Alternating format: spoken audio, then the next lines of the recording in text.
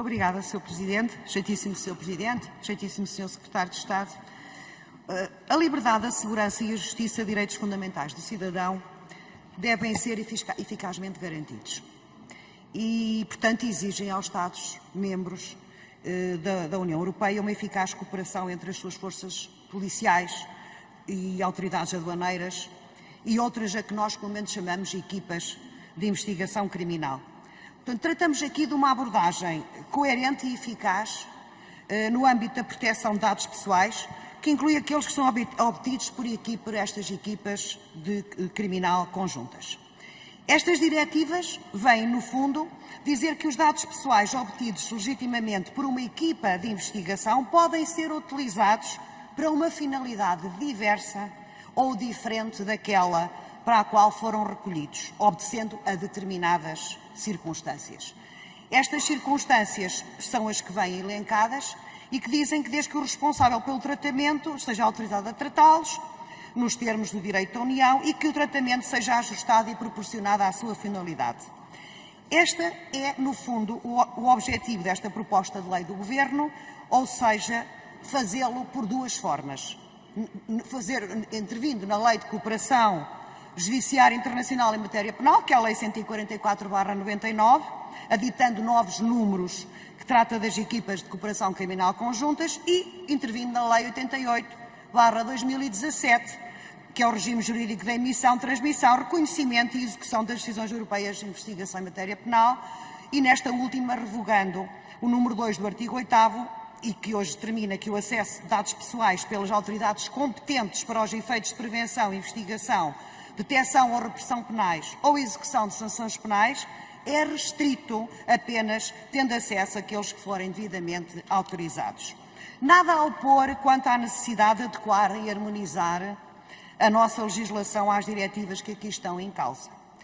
O único aspecto crítico que poderá ser apontado é o facto de a Lei 34/2009, de 14 de julho, que estabelece o regime jurídico aplicável ao tratamento de dados referentes ao sistema judicial, para o qual remete o número 10 do artigo 145-A da Lei 144, estar, grosso modo, desajustado do RGPD. E para comatar este desfazamento, o Governo não se limita a remeter o tratamento, segurança, conservação, acesso e proteção para essa lei, mas também para a lei que assegura a execução na ordem jurídica nacional, do RGPD. Fica de algum modo claro que o Governo sentiu necessidade de fazer esta cosmética para colmatar um atraso na revisão da Lei de Dados do Sistema Judicial, que lhe é claramente imputável. Escusado será lembrar a necessidade urgente de adaptar esta lei, a 34/2009, que estabelece o regime aplicável ao tratamento de dados, ao sistema de regime geral do RGPD. Na anterior legislatura, a Ministra da Justiça, a Dra. Francisca Van Dunen, disse que o Governo iria retomar a sua proposta de alteração do regime jurídico aplicável ao tratamento de dados referentes ao sistema judicial, mas a verdade é que não o fez. E essa proposta, que viu a luz aqui na 13ª legislatura e era a proposta de lei número 126/13, que alterava o regime jurídico aplicável ao tratamento de dados referentes ao sistema judicial, foi vetada em 26 de julho de 2019 pelo Sr. Presidente da República, tendo acabado por caducar com o termo da legislatura. Mas nessa proposta já então se alegava o próprio Governo e se propunha introduzir um conjunto de garantias para assegurar o elevado nível de proteção de dados pessoais no âmbito do sistema judiciário, onde se afigurava necessária uma particular preocupação com a circulação da informação no contexto da tramitação dos processos em várias instâncias e por diferentes entidades. Estas garantias são especialmente adequadas à necessidade de assegurar a ausência de qualquer tipo de interferência ou aproveitamento indevido no exercício de funções dos tribunais e do Ministério Público. E acrescentava que era preciso tornar mais claro o papel de cada entidade, distinguindo-se as responsabilidades que lhe incumbem no que concerne à proteção de dados pessoais recolhidos e tratados no âmbito dos processos judiciais. E é aqui, neste papel claro que tem que caber a cada entidade, que a falha está a desadequação entre a lei e o RGPD.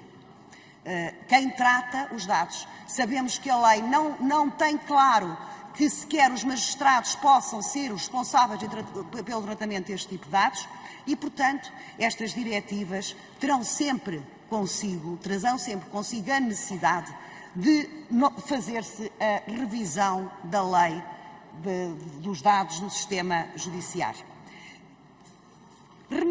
Rematava ainda que esta alteração permitia distinguir melhor o papel de cada uma destas entidades, que eu penso que é fundamental para podermos ter uma lei de dados pessoais perfeitamente clara. Portanto, estas necessidades estavam lá muito identificadas. O Governo conhecia já muito. Pelo que se impõe questionar ao Governo, Sr. Secretário de Estado, sobre quando é que irá retomar esta matéria, de forma a adaptar a lei número 34 ao RGPD. O PSD entende que esta proposta carece de correções e afinações em sede de especialidade, nomeadamente tendo em conta sugestões que foram dadas e fragilidades que foram apontadas pelo parecer da Comissão Nacional de Proteção de Dados, mas em sede de especialidade está disponível para fazer as melhorias que se entenderem necessárias. Muito obrigada.